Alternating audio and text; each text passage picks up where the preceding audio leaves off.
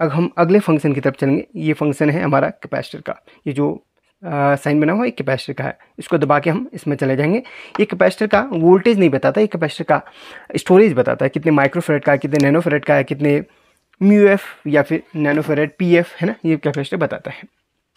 कुछ कैपेसिटर्स मैंने रखे हुए हैं, इनका वैल्यू हम इसे यानी कि वैल्यू बोले तो इसका स्टोरेज हम इसे चेक करेंगे। और एक चीज़ बता दूं, कैपेसिटर किसी भी मल्टीमीटर को आप ले लें, किसी भी कैपेसिटर का एक्यूरेट वो माइक्रोफेरेड या फिर स्टोरेज नहीं बता पाता, थोड़ा सा ऊपर नीचे होता है, ये आप ध्यान रखिए। और जो कैपेसिटर है अगर इसमें 1000 माइक्रोफेरेड लिखा है तो 1000 माइक्रोफेरेड के कैपेसिटर नहीं होते हैं, इनसे कम ही वैल्यू के होते हैं, थोड़ा सा कम इसका स्टोरेज होता है।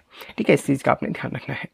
तो यहाँ पर देखिए, इसको हम नेगेटिव पे रखेंगे और इसको हम पॉजिटिव पे रख लेते हैं, और हाथ टच नहीं करना है, अलग से इसको करना है। एक हाथ आपका कोई बात नहीं टच होता है, दूसरा यहाँ पर इसको अलग से सेपरेट रखना है। तो सामने कितने माइक्रोफेरेड, नैनोफेरेड या फिर पिकोफेरेड का सामने दिखा देगा।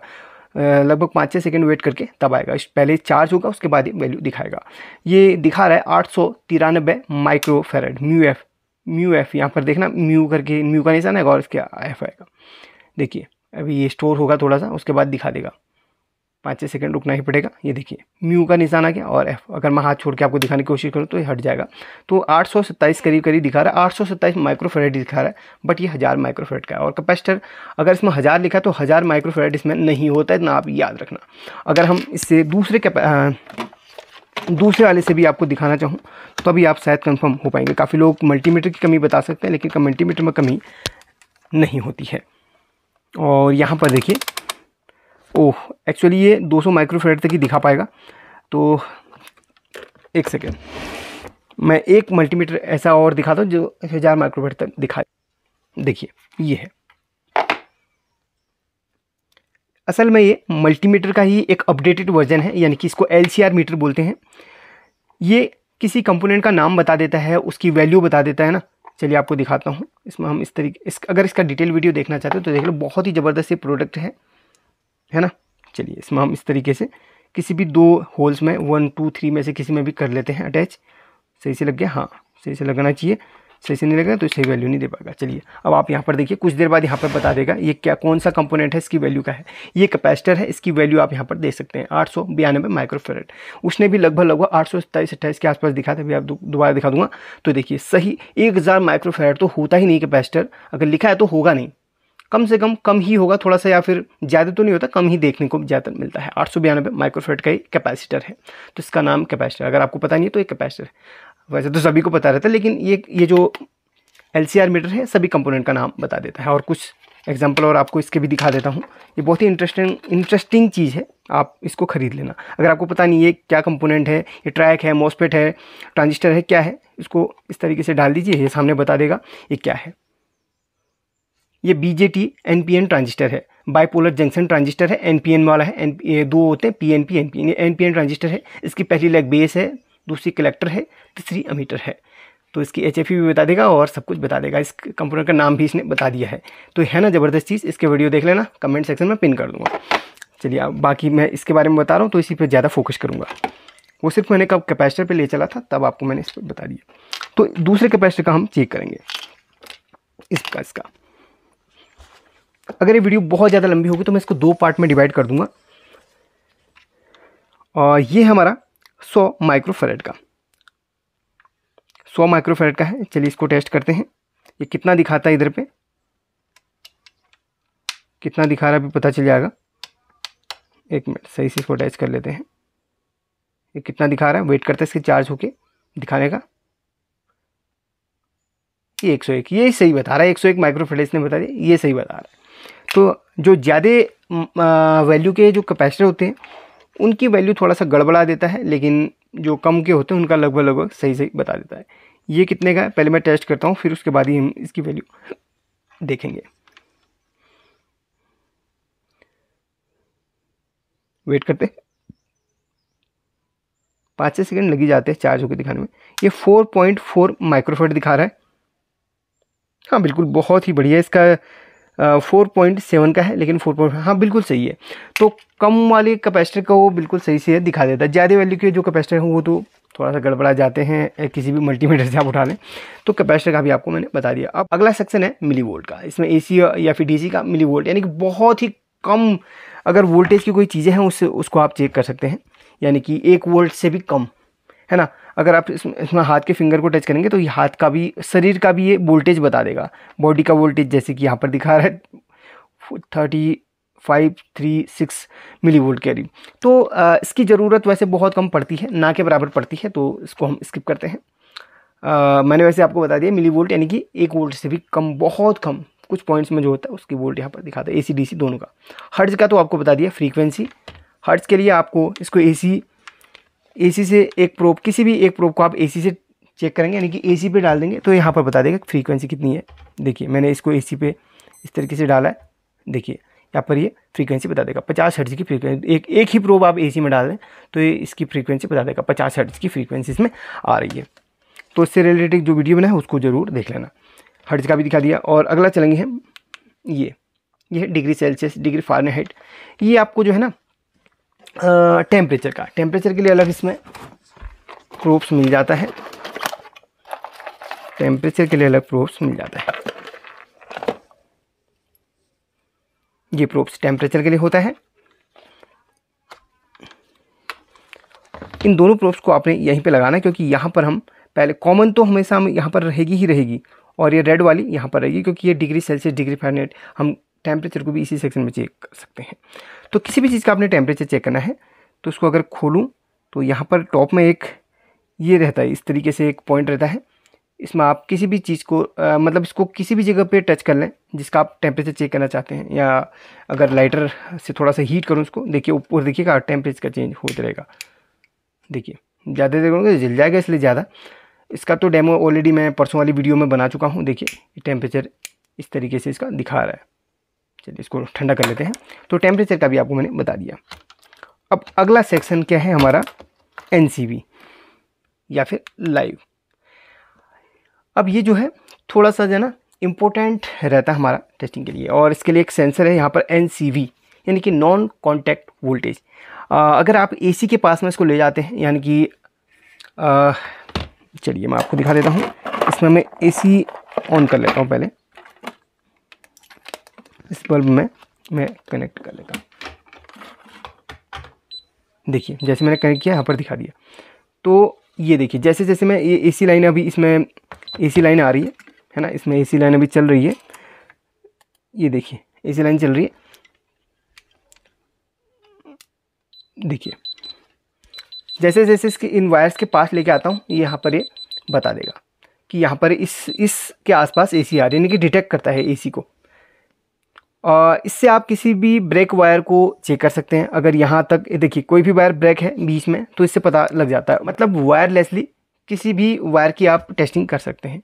कोई भी वायर अंदर से ब्रेक है कैसे पता करेंगे, उसमें AC लाइन दे देंगे और यहाँ तक बीप बीप बीप बीप कर रहा है, इससे आगे बीप नहीं कर रहा, तो वहाँ पर लगा लीजिए, वहाँ पर वायर ब्रेक है। इसका एक है ना, मैं आपको लाइव डेमो दूंगा। कुछ ही दिन बाद दीपावली आ रही, दीपावली हम झालर रिपेयरिंग का वीडियो बनाते हैं, तो झालर रिपेयरिंग के वीडियो में इसका बहुत अच्छा हम यूज़ कर सकते हैं। तो उसका बस इंतज़ार कीजिए, आपको बिल्कुल लाइव डेमो आपको दिखाऊंगा कि इसको हम उसमें दिखाएंगे आपको। बाकी आपको थोड़ा सा समझा दिया है मैंने कि इसका टेस्टिंग कैसे करा जाता है। मतलब ये AC के लिए होता है, AC मतलब अल्टरनेटिंग करंट, AC वाला मत, फैन वो ठंडे वाला AC मत आप मान के चलिए, ठीक है। तो क्लियर कर दिया मैंने। अगला वाला है मिली एम्पियर का। मिली एम्पियर यानी कि एम्पियर की भी एक छोटी इकाई, जैसे वोल्टेज की भी एक छोटी इकाई आती है मिली वोल्ट, उसी तरह एम्पियर की भी एक छोटी इकाई आती है मिली एम्पियर। तो मिली एम्पियर यानी कि बहुत ही कम एम्पियर लेने वाले सर्किट्स में जो है ना उनकी टेस्टिंग आप कर सकते हैं। लेकिन आपको मिली एम्पियर नहीं, मैं आपको एम्पियर का बताऊंगा यहाँ पर, मिली एम्पियर का। और वैसे ही जैसे मिली एम्पियर टेस्ट किया जाता है वैसे एम्पियर टेस्ट किया जाता है। तो एम्पियर के लिए हम सबसे लास्ट वाले पे चलेंगे, ये देखिए। और एम्पियर के लिए हमें कॉमन और 10 एम्पियर यहाँ पर रखना है। तो कॉमन वाली को हमने, यानी कि कॉमन हमारी ब्लैक प्रो को यहाँ पर रखना है और 10 एम्पियर वाले इसमें रख लेना है। चलिए अब करते हैं एम्पियर की टेस्टिंग। सबसे पहले हम चलिए AC की टेस्टिंग करते हैं। AC में एम्पियर की टेस्टिंग करते हैं। तो यहाँ पर DC है तो इसको दबा के हम AC कर लेते हैं। अब AC में जब एम्पियर टेस्ट कर रहे हो तब आप ध्यान रखिए कि आपका लीड जो है एम्पियर वाले सेक्शन में होनी चाहिए, क्योंकि आप इसको डायरेक्ट 220 वोल्ट सीरीज़ में दे रहे हैं। और एम्पियर की टेस्टिंग हमेशा सीरीज़ में होती है, इतना आप याद रखिएगा। आप गलत मत करिएगा, डायरेक्टली आप इसको मत दीजिएगा, ठीक है। सीरीज़ में हमने इसको टेस्टिंग करना है। देखिए अब यहाँ पर मैं आपको दिखाऊँ एक बल्ब है जो यहाँ पर देखिए ग्लो हो रहा है, ठीक है। अब इसकी हम एम्पियर की टेस्टिंग करेंगे। तो ये जो प्रोब्स हैं हमारा सीरीज में लगती हैं। एक सेकेंड, देखिए अब ये बल्ब कितना एम्पियर ले रहा है, ये बल्ब पहले जल रहा है, आपको दिखा दूँ, ठीक है। अब प्रोब का सेटअप हो गया हमारा, एम्पियर पे रख लिया है और इसको कॉमन पे रख लिया है और यहाँ पर एम्पियर पे रखा हुआ है। तो अब आप यहाँ पर देखिए ये बल्ब जलेगा तो कितना एम्पियर यहाँ पर ले रहा है यहाँ पर दिखा देगा। और एसी में रखना है, याद रखिए एसी डीसी का ध्यान रखते हुए चलेंगे।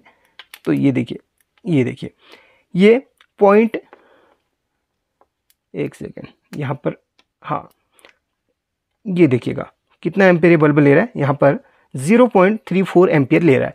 अगर आप वोल्टेज अभी कितना वोल्टेज आ रहा है उसको एम्पियर से गुणे करें तो आपको सामने दिखा देगा भाई ये कितने वाट का बल्ब है। इस पर एक डिटेल वीडियो है ना, उसे आप देख लेना। बाकी आपको मैंने बताया एम्पियर टेस्टिंग कैसे करी जाती है। और हर्ट्ज यहाँ पर देख लीजिए 50 हर्ट्ज जैसे हमारे एसी पे आता है वहाँ पर दिखाई देगा हर्ट्ज 50 हर्ट्ज के आसपास है ना, ये 50 हर्ट्ज और 0.34 एम्पियर ये बल्ब ले रहा है। और एम्पियर हमेशा सीरीज में टेस्ट कराया जाता है, इस चीज़ का आपने ध्यान रखना है। ये रहा एसी एम्पियर। अब हम डीसी एम्पियर की बात करें, इसको बल्ब को सेलेक्ट रखते हैं। डीसी एम्पियर की बात करेंगे। डीसी के लिए हम चलिए इस्तेमाल करेंगे एक बैटरी को और एक मोटर को, है ना। इस मोटर का हम एम्पियर टेस्ट करेंगे। तो इसके लिए हम इसको रख लेते हैं डीसी पे रख लेते हैं।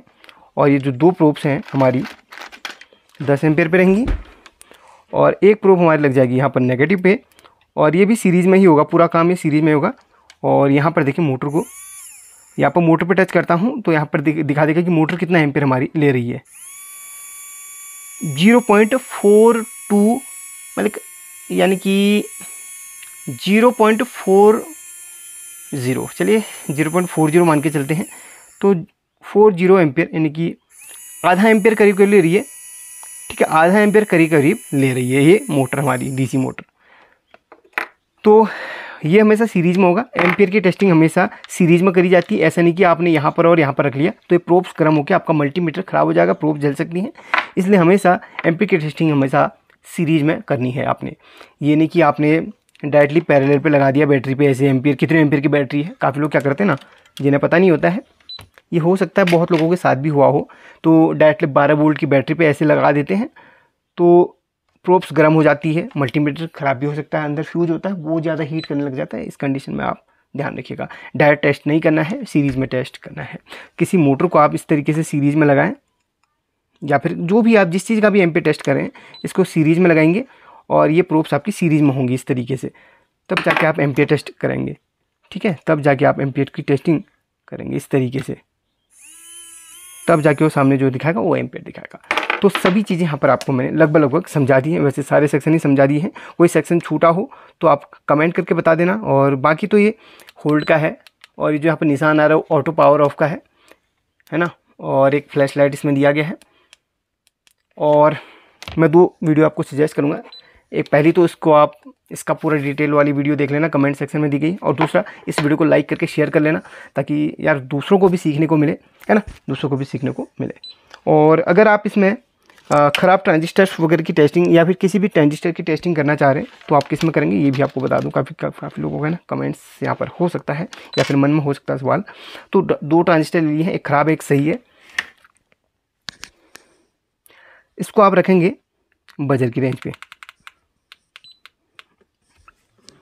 इस तरीके से। इसको मैं पहले ऑटो में रख लेता हूँ, एक सेकेंड। जब तक इस प्रोब को हम इधर शिफ्ट नहीं करेंगे तब तक हमारा ये ना बटन भी काम नहीं करेगा। तो यहाँ पर हमने शिफ्ट कर लिया है। अब यहाँ पर देखिए अब ऑटो मोड में चला जाएगा। तो ऑटो मोड में भी आप इसकी टेस्टिंग कर सकते हैं ट्रांजिस्टर की, और बजर की रेंज पे भी कर सकते हैं। ऑटो मोड में अगर हम टेस्ट करें तो ट्रांजिस्टर का इस तरीके से देखिए, ये देखिएगा, ये देखिए, ये बता देगा इसका जो वैल्यू आता है, जो इसका डायोड वैल्यू आती है वो दिखा देगी, ठीक है। एंड ख़राब ट्रांजिस्टर को आप पकड़ेंगे तो वो शॉर्ट दिखाएगा वहाँ पर। देखिए ऑटो मोड में भी आप टेस्ट करें, शॉर्ट दिखाएगा वो। ख़राब ट्रांजिस्टर को आप अगर चेक करेंगे, मॉसफेट को टेस्ट करेंगे तो वो शॉर्ट दिखाएगा।